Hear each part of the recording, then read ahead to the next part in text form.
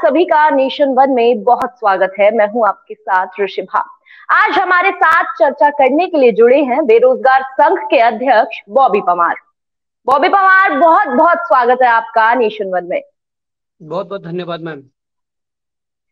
Sir, बात पहले उस बयान की जिसमें आपने कहा है कि देहरादून की पुलिस और एसएसपी ने आपको टारगेट कर कर मारा है और अभद्रता की है। क्या वो पूरा प्रकरण था? जनता को बताएं। देखिए मैम, जो उत्तराखंड के भर्ती परीक्षाओं में जो गड़बड़ियां चल रही है उसको लेकर हमारा लंबा जी संघर्ष रहा है। उत्तराखंड बेरोजगार संघ का लंबा संघर्ष रहा है। उसके लिए 7 फरवरी को मजिस्ट्रेट के यहाँ लेटर दिया जाता है कि 8 फरवरी से हम अपना सत्याग्रह शुरू करने वाले हैं गांधी पार्क के बाहर। हम लेटर देते हैं, 8 तारीख को हम अपना सत्याग्रह शुरू करते हैं और जी पूरी गांधीवादी तरीके से सत्याग्रह चलता है। 8 तारीख को कम से कम 1000-1200 लोग दिन में आते हैं, सत्याग्रह में पार्टिसिपेट करते हैं और फिर शाम होते वो लोग अपने घर चले जाते हैं। परंतु जो 50-60-70 लोग होते हैं वो रात को भी वहीं रुक जाते हैं सत्याग्रह को आगे बढ़ाने के लिए। और रात को अपना जो खाना पीना करके अपना बिस्तर लगा के जब हम रात को बैठ जाते हैं अपने बिस्तर में, तो अचानक से जो रात को जो पुलिस बल आता है, जो तकरीबन 12-12:30 बजे रात का टाइम है, जो पुलिस आती है और हम पे अटैकिंग मोड पर आकर ही हमें वहां से उठाती है। उस दौरान बहुत सी चीजें हुई। हमारे साथ हमारी बहनें भी बैठी हुई थी, कुछ गार्जियन बैठे हुए थे, कुछ हम छात्र बैठे थे। बिना महिला जी कांस्टेबल के आप देख सकते हैं कि हमारे बहनों पर किस प्रकार से अत्याचार किया गया। उन्हें जबरन उठाया गया वहां से और गाड़ियों में ठूस ठूस कर उनकी गिरफ्तारी की। रात 12 बजे, 12:30 बजे की मैं बात कर रहा हूँ। जी और वहां पर जब चीजें हुई, वो सोशल मीडिया पे तैरते हुए वीडियो बता रहे हैं। वो किसी को साबित करने की जरूरत नहीं है कि जब हमारी गिरफ्तारी हो रही थी तो कैसे गलत तरीके से जो ये लाठी मारने का जो तरीका था, जो गलत जगह गलत तरीके से लाठी मारी जा रही थी, वो टारगेट करके मारा जा रहा था। और वहां पर ही देहरादून की जो एसपी सिटी है वो भी मौजूद थी। बाकी जो पुलिस जी दरोगा जो लाठी चला रहे थे, जो इंस्पेक्टर थे, वो सब वहां मौजूद थे। परंतु उस घटना ने प्रदेश के युवाओं को इतना झकझोर दिया था। प्रदेश के युवाओं की जो आवाज दबाने की जो बात हुई थी या आवाज दबाने की कोशिश हुई थी रात को, उसके बाद 9 तारीख को जो देहरादून की सड़कों पर जन सैलाब उतर कर आता है, वो शुद्ध छात्र थे, जो छात्र अपनी जी पीड़ा को लेकर लगातार लंबे समय से लड़ रहे थे। परंतु आज पुलिस प्रशासन द्वारा या हमारी सरकार द्वारा गलत तरीके से उन्हें चिन्हित किया जा रहा है। गलत तरीके से कहा जा रहा है कि ये कोई माइंड सेट करके आए लोग थे। अब ये नहीं बता रहे हैं, वो चाहे एसएसपी हो, एसपी हो या सरकार में बैठे जो हमारे नुमाइंदे हैं या वो हो, ये नहीं बता पा रहे हैं कि जो इस 9 तारीख की घटना के पीछे सबसे बड़ा कारण क्या है। सबसे बड़ा कारण हम भी जानते हैं, आप भी जानते हैं, सरकार में बैठे लोग, प्रशासन में बैठे लोग भी जानते हैं कि 8 तारीख को जो रात की घटना हुई वो सबसे बड़ा कारण 9 तारीख का है। जी ये जानना चाहेंगे आपसे कि जब आपको गिरफ्तार किया गया और आप जेल में थे, उस दौरान भी किसी तरह की अभद्रता की गई आप लोगों के साथ? नहीं, देखिए, जेल प्रशासन अलग है, जेल के लिए अलग अलग पुलिस है, बाहर जो अलग अलग पुलिस है। जेल में क्या अभद्रता होनी थी हमारे साथ कोई ऐसी अभद्रता नहीं हुई। हाँ, ये जरूर है कि जब हम जेल के अंदर थे, हमारे लोग जो बाहर पर लगातार आंदोलनरत थे, उन पर लगातार दबाव बनाया गया, उनका आप एक तरीके से मानसिक शोषण किया गया। उन पे कहा गया कि आपके खिलाफ मुकदमे लिखे जाएंगे, और लिखे भी। तो ये क्या दर्शाता है? एक शुद्ध छात्रों का जो आंदोलन है, किसी पार्टी का बैनर नहीं है, किसी ऐसे संगठन का बैनर नहीं है जो कभी धार्मिक उनको भड़काता हो या धार्मिक मामलों में या इस प्रकार के वो करते हो। शुद्ध छात्रों का आंदोलन और प्योर अपनी जो मांगे हैं, जायज मांगे। आज सरकार में बैठे मुख्यमंत्री से लेकर मंत्री विधायक तक ये बता दे कि आपकी नाजायज मांगे हैं, हम कल ही उठ जाएंगे, परंतु वो इसको भी स्वीकार कर रहे हैं कि मांगे जायज है। जब मांगे जायज है तो हमारी मांगों को माना क्यों नहीं जा रहा है? और जब मांगे जायज है, उस जायज मांग के लिए जो लड़ाई लड़ी जा रही थी उसको कुचलने का प्रयास क्यों हो रहा है? सबसे बड़ा सवाल ये है। अब आपने एसएसपी की बात करी थी, तो मैं एक बात और भी कहना चाहता हूं कि 12 जी फरवरी को एक पोर्टल में छपी खबर है कि किसी बड़े पद पर बैठे हुए व्यक्ति ने एसएसपी देहरादून को कॉल किया बेरोजगार संघ के आंदोलन को उठाने के लिए। वो व्यक्ति कौन था, किसने कॉल किया, किसके इशारों पर यह काम हुआ, उनकी भी जांच होनी चाहिए। कल ही एसएसपी का बयान आता है कल ही एसएसपी का बयान आता है कि हमने कुछ बहुत से लोगों के नाम चिन्हित कर लिए हैं और इस दौरान बहुत से लोगों के नाम चिन्हित हुए हैं। मैं संख्या तो नहीं बता पाऊंगा, ये एसएसपी का बयान में बता रहा हूं, मैं संख्या तो नहीं बता पाऊंगा, परंतु उनके नाम, नंबर और पते, जो पता है उनको, उनकी जानकारी ली जा रही है। जब आपके पास नाम पता और जानकारी, नाम पता और पते की जानकारी नहीं है, आपने अपने बयान में ये कहा कि अधिकतर संख्या विकासनगर, कालसी और चकराता की है। जब आपके पास नाम, नंबर और अभी पता नहीं, पते की जानकारी नहीं है, तो आप विशेष क्षेत्र को कैसे टारगेट कर रहे हैं, मेरा यह भी सवाल है। ये किसके इशारों पर हो रहा है? सरकार में बैठे लोगों के इशारों पर हो रहा है, या कोई और लोग यहाँ पर राजनीति कर रहे हैं जो क्षेत्र विशेष को यहाँ पर बदनाम करने की कोशिश कर रहे हैं? जी, जैसा कि आपने कहा कि किसी उच्च पद के अधिकारी द्वारा निर्देश दिए गए थे एसएसपी देहरादून को, तो आपका इशारा या फिर आपका कोई संदेह किस पर आपका इशारा जा रहा है? नहीं, देखिए, भ्रष्टाचार की आग में जिस प्रकार से उत्तराखंड जल रहा है, और हमने कोई, ये पहला मामला नहीं है कि हमने पहला मामला उठाया है, इससे पूर्व भी हमने कई मामले उठाए हैं, कई भ्रष्टाचारियों के खिलाफ अपनी आवाज को बुलंद किया है। क्या पता उन भ्रष्टाचारियों में से कोई व्यक्ति हो, ये जांच का विषय है, प्रशासन जांच करे, सरकार जांच के आदेश दे कि कौन ऐसा घृणित कृत्य कर सकता है कि बेरोजगार नौजवानों पर ऐसी लाठियां और ऐसी बर्बरता कर, ऐसी लाठियां चलाएं और बर्बरता। लेकिन तस्वीरें कुछ ऐसी भी सामने आई थी बॉबी परमार जी, जिसमें देखा जा रहा था कि युवा भी है, वो पुलिस प्रशासन पर और पुलिस के वाहनों पर पथराव कर रहे हैं, ये भी तस्वीरें सामने आई थी। तो फिर कहीं ना कहीं एक सवाल ऐसा निकलकर सामने आता है कि जो बेरोजगार युवा है, जो मांगे सही कर रहा है और शांतिपूर्ण तरीके से धरना कर रहा है, तो उसमें पथराव का क्या मतलब आता है? मैं आपको वही बताना चाहता हूं कि जो 8 तारीख को शांतिपूर्ण, गांधीवादी तरीके से जो आंदोलन चल रहा था, उसको किसने कुचला? पुलिस ने। आंदोलन को किसका डर था? हमें तो डर नहीं था, हम तो आंदोलन 10 दिन भी चला लेते, 10 महीने भी चला लेते। आंदोलन का बड़ा स्वरूप ना हो, आंदोलन को दबाने के लिए सरकार और प्रशासन द्वारा षड्यंत्र रचा गया, जो 8 तारीख को घटना हुई। उसके बाद मैं 9 तारीख पे आता हूं। 9 तारीख पे जब हम सुबह 10 बजे वहां पर बैठ गए थे, 10 बजे से और 4, साढ़े 4 बजे तक आंदोलन ठीक चलता है। अगर हमें इस तरह की घटना को अंजाम देना होता तो हम दिन में पीक टाइम पर देते, जब हमारे पास काफी संख्या में भीड़ थी। हमारा कोई ऐसे मकसद नहीं था। मैं आपको यह बताना चाहता हूं कि जो ये किया गया, जो ये कृत्य किया गया, मुझे तो पूरी तरह से ये मुझे डाउट है कि प्रशासन के अंदर ही बैठे कुछ लोगों ने आंदोलन को तोड़ने के लिए ऐसी रणनीतियां बनाई, ऐसे लोगों को वहां भेजा गया। अब आप कह रहे हैं कि युवाओं द्वारा पथराव किया गया। मैं मानता हूं कि अगर कुछ वीडियो, सीसीटीवी वीडियोज में, फुटेज में कुछ युवा पत्थर मारते दिख रहे हैं, परंतु आपने शायद, आपका ध्यान या तो उस ओर नहीं गया या प्रशासन का ध्यान उस ओर नहीं गया जहां पर पुलिस भी पथराव कर रही है। वो वीडियो सोशल मीडिया पर तैर रहे हैं जब पुलिस पथराव कर रही है, वो फुटेज सोशल मीडिया पर तैर रहे हैं जहां पर पुलिस के हाथ में पत्थर है। तो आप कैसे कह लोगे कि शुरुआत किसने की पथराव की? जब घंटा घर पर सबसे पहले लाठी चार्ज हुआ तब तो कोई पथराव नहीं हुआ था, तो क्यों पुलिस ने इतनी बर्बरतापूर्ण से लाठियां चलाई? इसकी जिम्मेदारी कौन लेगा? और मैं ये भी कहना चाहता हूं कि जो वहां पर कोई जो विपक्ष के नेता आए थे, उनके साथ भी जो दुर्व्यवहार हुआ, प्रीतम सिंह जी जो आए थे, तो उनके साथ जो अभद्रता की, उसमें जब लोगों को चिन्हित किया गया तो यही के एबीपी जो है, इनके अखिल भारतीय विद्यार्थी परिषद के ही कुछ लोग चिन्हित हुए। तो क्या आंदोलन को तोड़ने के लिए बीच में ऐसी सेंधमारी हुई? ये निश्चित रूप से यहाँ पर स्पष्ट होता है। और मैं कहना चाहता हूं कि आंदोलन से हमें घबराने की जरूरत नहीं थी, हमारा आंदोलन चल रहा था, और हम अगर लंबा चलाते थे निश्चित रूप से वो आंदोलन और ऊंचाइयों पर होता। परंतु सरकार को डर था, सरकार ने आंदोलन को तोड़ने के लिए ये कृत्य करवाए। और मैं यही कहना चाहता हूं कि सब विषयों की जांच हो। जो पुलिस द्वारा गलत तरीके से टारगेट किए गए हम लोगों को, या पुलिस के द्वारा जो पत्थर फेंके जा रहे हैं, अब पहले पुलिस ने पत्थर फेंके, बच्चों ने पत्थर फेंके, वो विषय जांच का है। ये एक सवाल है जी।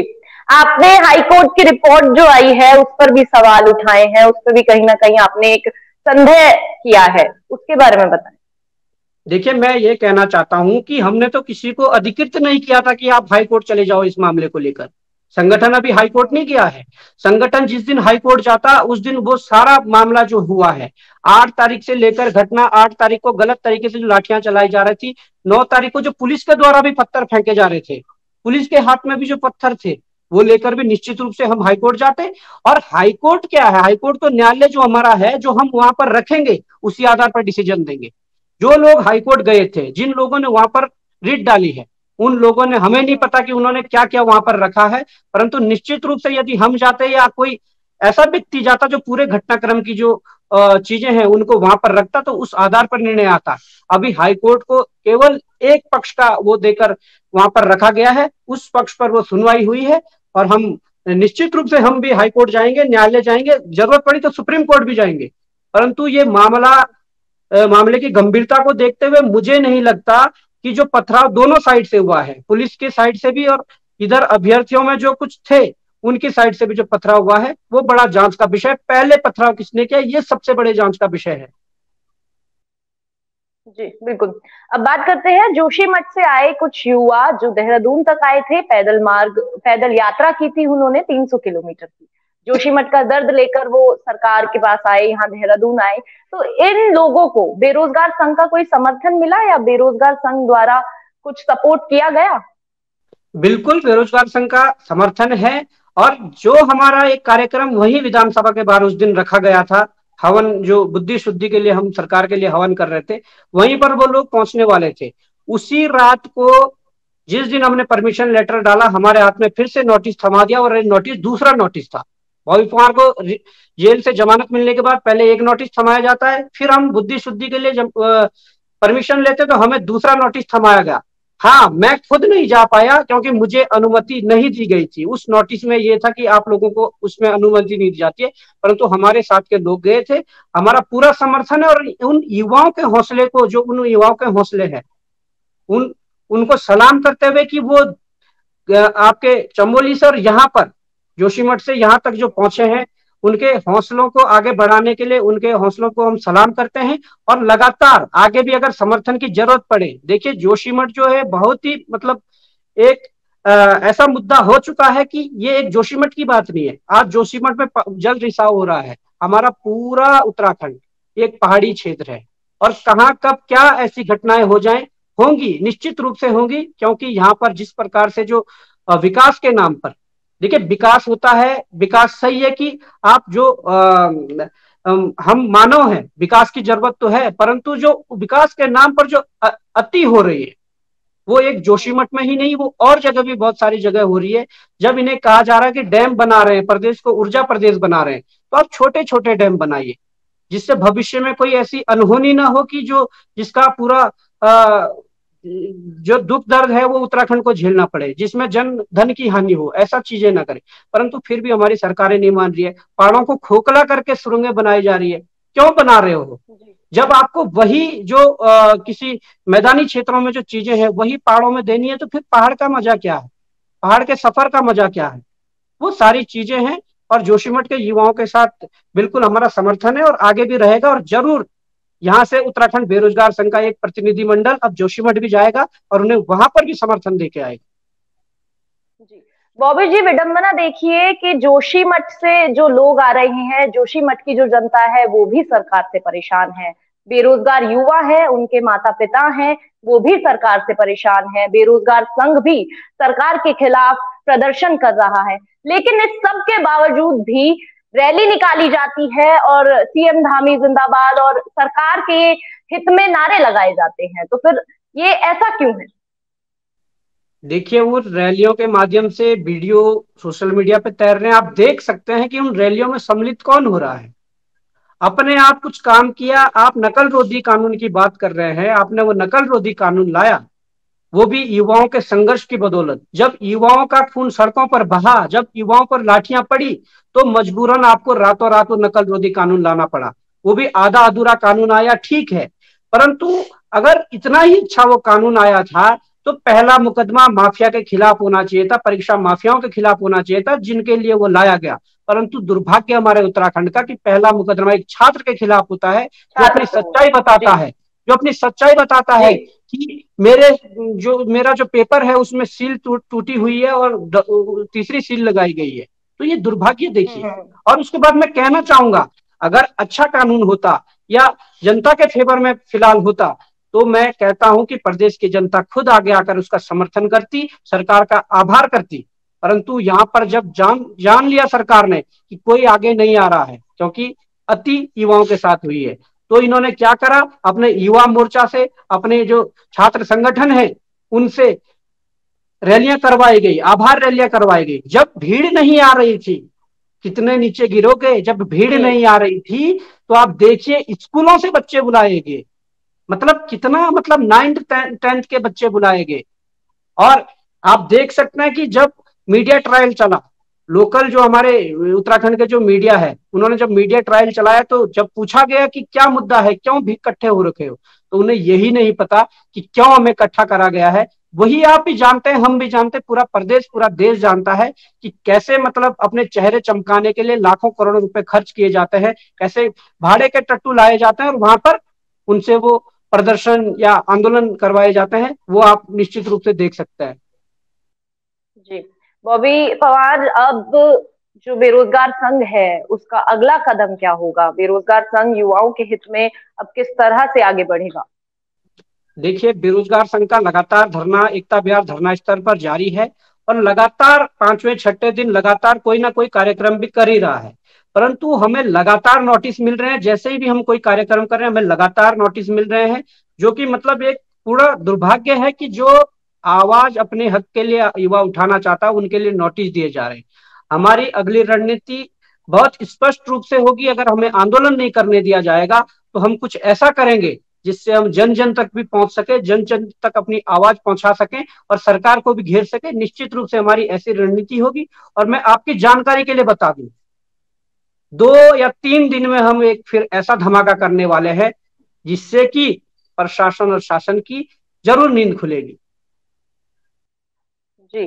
तो क्या बॉबी पवार चुनाव भी लड़ेंगे? ऐसा भी हम सुन रहे हैं। देखिए, चुनाव लड़ना ना लड़ना ये अलग बात है। अभी जो प्रक्रिया चल रही है, अभी जो आंदोलन चल रहा है, ये कोई हम नहीं है कि 10 दिन में खड़े हुए और हमने आंदोलन लड़ा। इसके पीछे भी 6-7 वर्षों की तपस्या है। उस तपस्या के कारण आज ये आंदोलन इस मुकाम तक पहुंचा है।